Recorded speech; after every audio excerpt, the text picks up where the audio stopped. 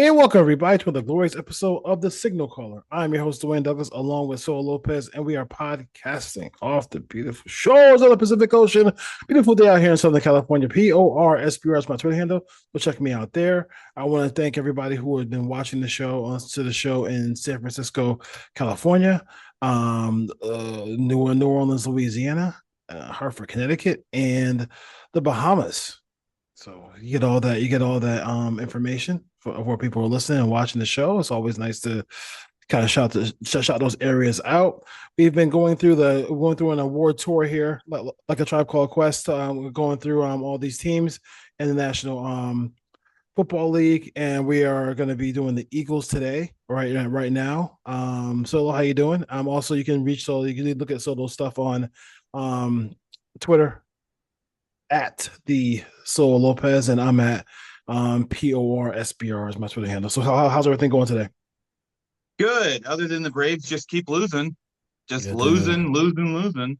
Yeah, I You don't know, think they could at dude. least beat the A's, but they have the similar record as the A's. And I Uh, think it's time to fire old Brian Snicker over there, and it might be time to uh, fire the general manager. So I think the one thing I want to see them do, I don't know, what's up with that personally, I guess, but like, I really hope that Acuna is not on the trade block like that.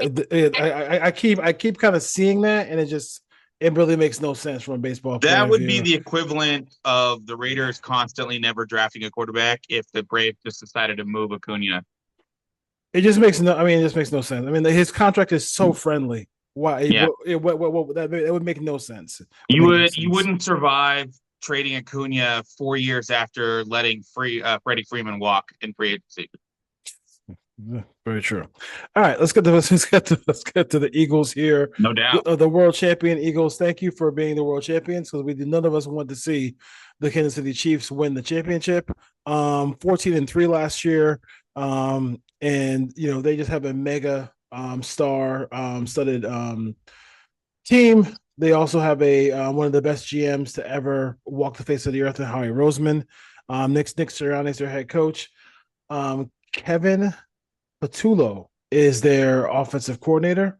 Um, Another new one. Another another new offensive another coordinator. new one because they keep getting hired in the league, right? And then Vic Fangio, who is kind of like the defense. I'm not saying as accomplished as Chip Kelly, but like kind of that defensive coordinator who doesn't want to have he doesn't want the head coaching job. So he can just sit there and just call defensive plays all day and all night. He'll be Yeah. there. He'll be there as long as he wants to be. And unlike, I guess I don't know what happened in Miami, but Miami didn't want him, and then now he ends up um in Philadelphia, and I'm sure Gets that himself a ring. yeah, and gets a ring in the process. So let's talk about the draft with them first. So we'll roll through their draft. I thought and they wanted a linebacker, and they got one. Let me see where's my draft stuff at. Look at their draft stuff here. Where is their draft? The Eagles draft. Oh yeah. So they pick up John Campbell. Jai Campbell. They get the Texas safety. Ty Robinson, who was a monster up the middle, so they get another monster up the middle, and from Nebraska, which is really cool because in that situation, they will if anybody gets hurt, they can just rotate. If everybody's healthy, they can just rotate. Like I mean, it's just what they do. Mac Feels like Wayne, a never-ending stream of talent over there.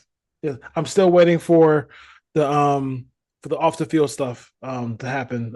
Oh, yeah, Jalen Carter? Oh, Jalen Yeah. Carter. So still waiting for that. Still waiting for his career to implode. Yeah. Way to go, Raiders fans. To the point where now he's a And leader. airline hostesses. and and it's funny because he's also a guy who is a leader on that football team now. He's not just a player; he looked upon as a leader on that football team. Well How, respected. how times have changed. Let's see, you got Mac. We got Mac McWilliams from Florida, from Central Florida. Samil Mandu from Georgia, another linebacker. Another center slash guard, and Drew Kendall from uh, Boston College. Kyle McCord from Syracuse, one of the leaders in passing last year. Miles Hinton, tackle, back to back tackles here from Michigan. Cameron Williams from Texas, and then they picked up Antoine Powell from Virginia Tech, and that is he's outside linebacker. So obviously a lot of picks here. They took a lot of shots here, add some depth to their team. They're probably looking for three or four of these guys to pan out. Um, I look at Ty Robinson. I look at the first three picks there. I like those guys. And they just add depth to what is already a really deep roster here. Yeah, I like the Makuba and Jahad Campbell pick a lot because if one position you want to say would be, I mean, kind of weak outside of the Zach Bond pick, they haven't drafted a lot of really heavy hitters that have gone that have worked out for them a linebacker. I know they tried, obviously. They lost Nakobe Dean, I think, to injury after he started his career injured when they drafted him.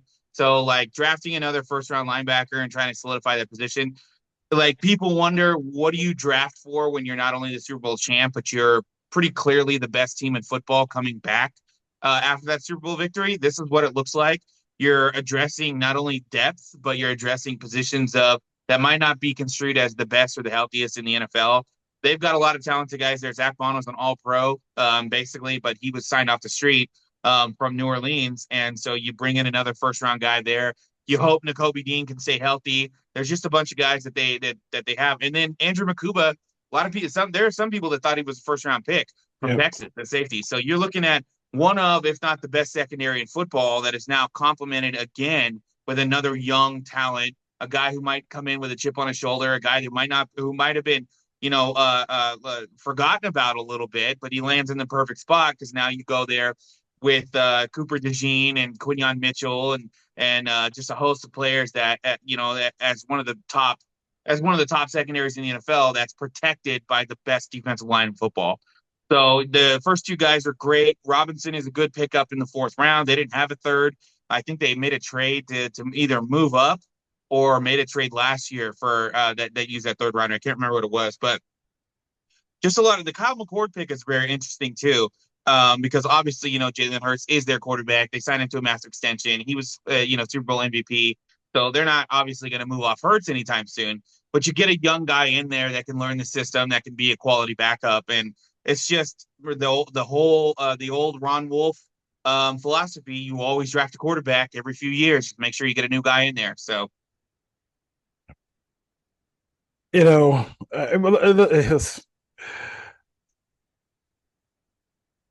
and who knows? Like you sit there, and you go ahead and you develop Kyle McCord, and maybe turns out to be a draft pick later on. yeah, That's how teams kind of roll with that. Sorry, I'm a little preoccupied because the Giants the way they won tonight is improbable, is ridiculous, is hell. nice. It's pretty crazy. Rub it in. No, it's not. It's not. I'm just kidding. I'm Those are kidding. those are the old days when we used to be in the same division. Those are the old school Yeah, old right. school the old school days. Um, so the Eagles go into another season where, like, they are elevating kind of a no name guy to be their they know him, but like we don't know him. As far as the Yeah, offense, as far as the offensive coordinator goes, coordinator. what kind of concerns do you have? Whatever. I mean, it to me is just it really is about this team is really about running the football with their quarterback, running the football with their running back, and getting those favorable matchups on the outside because they have. For Devontae Smith is one of my favorite receivers of all Yeah, because he's just a guy who you look at him and then you think he is just like you can just push him around, but he is tough as yeah, nails, dude. For a yeah. small for a small guy, oh, got buy in there. He's phenomenal. And then obviously we know about Brown as well. And they also get production from tight end position as well. I mean, this is something where it's kind of a job where he just has to get the ball to the big time players Yeah. and go on. If it can be a lateral move from Kellen Moore, they're going to be good. They're gonna be good. They're gonna be good. Yeah. So Mm-hmm. for him, this is a great stepping stone job for him to go and be Yep. like everybody Potential head else, coach. the head coach, because that's all they do. In Yeah. Philly So is do that. Go ahead. yeah, pretty much. So from what I read, is that he's been on the staff for 4 years, so he's been in Yeah. various roles on the coaching staff. Apparently, he's a fantastic coach that they have faith in, that they have a lot of promise in. That being said, I mean, obviously he might not have been ready, but they've hired outside to be the offensive play caller the last two times, I think, with Shaw um, and um, and then Kellen Moore. I think they hired from outside. So this will be interesting to see how he's been developing into running this offense now, who's been a guy that's had continuity on Nick Sirianni's staff basically the entire time he's been there. So I mean, it's a lot of responsibility for a guy you're taking over an ultra talented offense, an offense that requires you to get the ball to the receivers, as well as be able to feed Barkley as much as you can. We all know AJ Brown wants the ball. He wants the ball constantly. He's still open right now. Today, he's open and he wants the ball. He wants receptions in the offseason. So that's kind of the philosophy of his game, to get him the ball as much as possible. So you're going to have to find the balance there without wearing out your star running back, at that situation. But I think he's going to be fine. You're still under Nick Sirianni, who a lot of people didn't want to give credit to, basically until he won the Super Bowl. And they're still not really giving him that much credit, even though he might be the second or third best coach in football, considering what he's been able to do with all these different I'm coordinators in primary sorry. positions.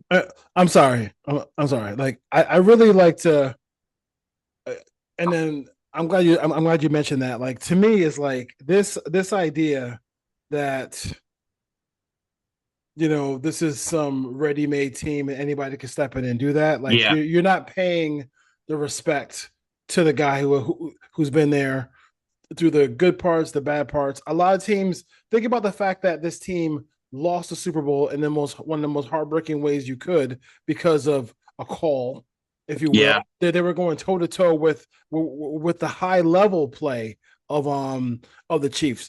That's when the Chiefs were scoring a hell of points and they were tearing up the league, right? mm-hmm. And they were going toe to toe with them. And nobody thought they were gonna they were gonna play to that level against Yeah, them, and they were able they're able to do it. And then a lot of teams like like look at the Bengals we've done in the past. Like they go to Super Bowl and then like we're not hearing from them again. Like yeah, and now Zach Taylor is on the hot seat. Like he took all the heat. East Coast team, so the media is in his arse yeah. every 5 seconds, and they go back to the Super Bowl, and they don't just win; they wipe the floor with the They Chiefs. crushed the I mean, Chiefs. if they really wanted to be dicks and like really rub it into the Chiefs, they could have really did it if they They really probably wanted could have to. won that game 60-14. Yes, if they almost, It I was mean, like bad. yes, exactly. They pulled their start. It was 37-0 at one point, If he like wanted to, 31-0 or something like that. if Like he they pulled their starters. That's how bad it got. exactly, I mean, if he wanted to pull a Steve Spurrier, old ball coach, Bill Belichick. and Bill, what I'm Yeah, saying? Like he could have did that, right? You know what I'm saying? So I don't know why people don't really respect him as a head I'll tell coach. you why. I'll tell you why. People don't respect coaches that don't have an obvious Side of the ball. coaching strength on either side of the ball. Yeah. They don't People don't know enough about football to understand what a head coach does when he doesn't call plays on either side of the ball. That's the problem. Casual NFL fans that don't understand what Dan Campbell does when he doesn't call the plays for either side of the ball. That's why a lot of people don't think Dan Campbell is going to survive losing Ben Johnson, right? Hey, Or hey, but Nick. Solo, how did he do when he called plays for himself? Well, when he called plays for himself at the end of their 3-13 season, I believe it was his first year, they averaged 27 points per game in those last 6 games and went 3-3. So he knows something of what he's doing. And remember, that was before Ben Johnson. So, Yeah. yeah, I mean, he knew what he was doing in that situation. I think he knows what he's doing now, but people can't pinpoint what a guy does when he doesn't call plays or call plays for the defense. So I think it's a major problem that there's a major disconnect. Like if you ask a regular fan that argues against coaches like that, they won't know what kind of work he does as head coach. There's game plans, there's executions, there's team philosophy, there's team vision, there's all the stuff that you put in place to be a coach that you delegate out. Sure, you delegate out play calling duties, but you don't delegate out the team vision, the team game plan. the what you want to do as the team philosophy, how you want to play, how you want to what schemes you want to run. I mean, it's Hey, Solo, I give you one. I give you one. I give you one. Who would you rather have in a playoff game right now? Would you rather have Nick Sirianni or John Harbaugh? I mean, it's Nick Sirianni. It's I like mean, it's I not mean, even a question. and they're both very similar. They're both Yeah. they're both And non-play Harbaugh is a calling. Hall of Fame coach. Yeah, Literally, he's going to be in the Hall of Fame. He's a Hall of Fame coach. However, for whatever reason, he decides to not. I don't know. Like I don't know what the disconnect is from Harbaugh to Lamar Jackson in that, but yeah, something always seems to go wrong for that team, despite how good they are. They're clearly the best team. But Nick Sirianni did it, and he's been doing it with different coordinators almost every single year he's been in the league as a head coach. So, you can say his coordinators make him, that's fine. But when you win with every coordinator you've had, no, you don't win the Super Bowl every year, but he's won every single season he's been in Philadelphia. I don't know what I mean. Like, if casuals can explain to me what the disconnect is, why you don't respect coaches that don't call plays on either side, they must be doing something right. I don't know what to tell you. yeah. I mean, I don't tell you either. Yeah, listen, they're in a good spot. They're obviously one of the best teams in the league. They're one of these teams that, when they have a bad year, they lose in the second round of the playoffs, Sure. or they make it to the final four and lose there. So like that's what the Eagles do, and I fully expect them to be a really good team this year. The fact that the new offensive coordinator has been there for a long period of time, Yeah, I think familiar. familiar with the team, familiar with everybody there, kind of makes a lot of sense. I think that I want to see what they do. Getting AJ Dillon. Let's see if he can help spell Saquon Barkley a little bit during the season. But now that and with the whole we can forget about the tush push stuff and Yeah. stuff. We can talk about real football now. We'll be good to go. Going over the schedule real quick. That first four is going to be fun. Fun football there. They play the Cowboys Yeah, at even week home. one with against Dallas is going to be great. Yeah, Cowboys at home at Kansas City. Of course, the NFL. Of course, the NFL. Right? They beat the Chiefs in the Super Bowl, and of course, they go at the Chiefs. Send them on the road to the Chiefs. Yeah, Yeah. of course, they would do that. And they play the Rams. Then they play and play the Buccaneers. The Broncos at home and at the Giants. At the Vikings, the Giants again before they hit the bye. Then in week 10, the schedule is fun times, boy. They get every one of these games, except for maybe two of these games, could be Yeah. a Sunday night game. Well, remember they got the West and the NFC North, so Yeah, they got that's a pretty tough brutal. schedule. That's brutal. So at the Packers, home for the Lions, at the Cowboys, home for the Bears, at the Chargers. They got the Raiders at home, at the Commanders, at Buffalo, and they got the Commanders at home. That could be for the division at the end of the year. So Yeah. they could be even a better team, but sometimes instead of going 14 wins, they might have 11 or 10 wins because the schedule is really tough. Schedule makers didn't do them any favors. You got in week 16, 17, and 18, you have the Commanders twice and the Bills once. Both of those games from the Commanders and the Bills are on the road. Then you're at home against Washington. I mean, what are you doing? Like, that doesn't make any sense to me.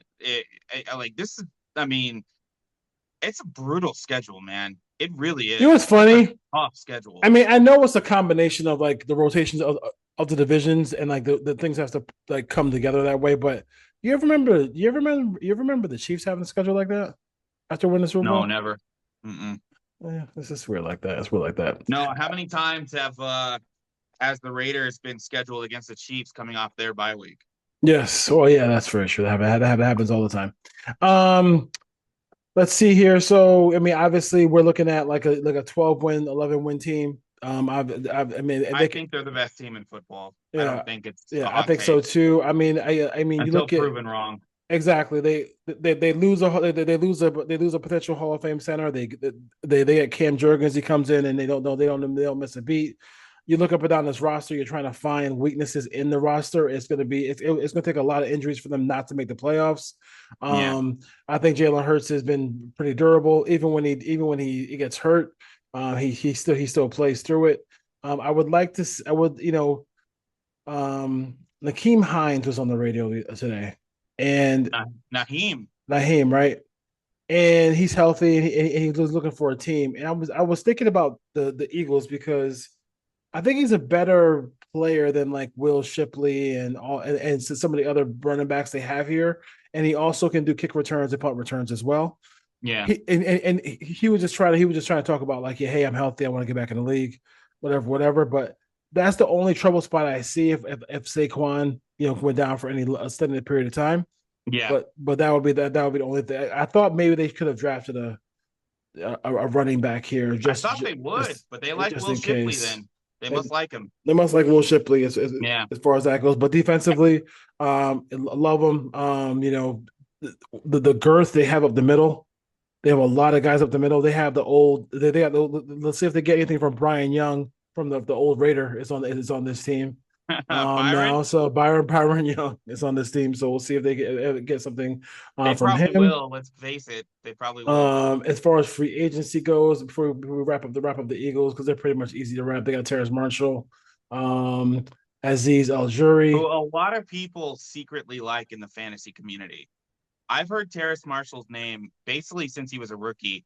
They think he was supposed to be Justin Jefferson coming from LSU, and he Well, just never developed out of that. is he a big receiver or is he a speed receiver? Yeah, I think he's like 6'2" and like 220. Okay, there you go. So I think he's got size. But I mean, everybody, I've always heard his name in the fantasy community, and I'm just like, yeah, I don't I see don't it take yet. risks like that, friends. Yeah, me either. Some other names. They got backup quarterback. I guess they got backup quarterback. Dorian Thompson Robinson, AJ Dillon.